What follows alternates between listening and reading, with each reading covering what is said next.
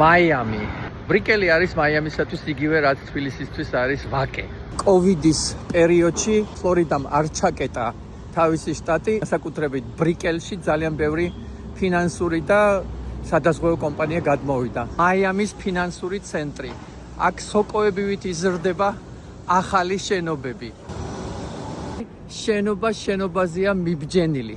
შენობა, რომელიც შენარჩუნებული იქნა, რამე თუ ეს არის ძველი შენობა და აი უკან ჩაობჯინეს სასტუმრო და იმის უკან კიდევ მაღლივი შენობები, მაგრამ რაღაცნაირად ერთმანეთს ერწყმის.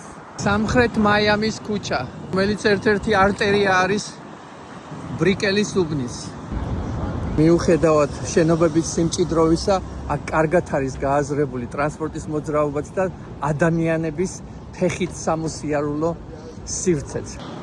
ურიკებს საჭმელი მიაქვს დანიშნულების ადგილამდე. ამ ორ უშველებელ შენობის შორის შენდება მექსიკური რესტორანი. ქალაქის შუაგულში არც პარკი დაავიწყდათ. მწვანე სივრცე. ეს მეტროს სადგურია, რომელიც უფასოა. ყველაფერი ადვილად მისაღწევია ფეხით. მოლი, რომელიც ცენტრალური ნაწილია ამ უბნის. ბრიკელის ერთ-ერთი ყველაზე უძველესი კუთხეა.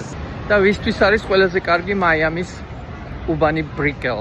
ვისთვისაც მნიშვნელოვანია, რომ უბრალოდ სახიდან გამოხვიდე და ყისიერ იყო ქალაქის შუაგულში.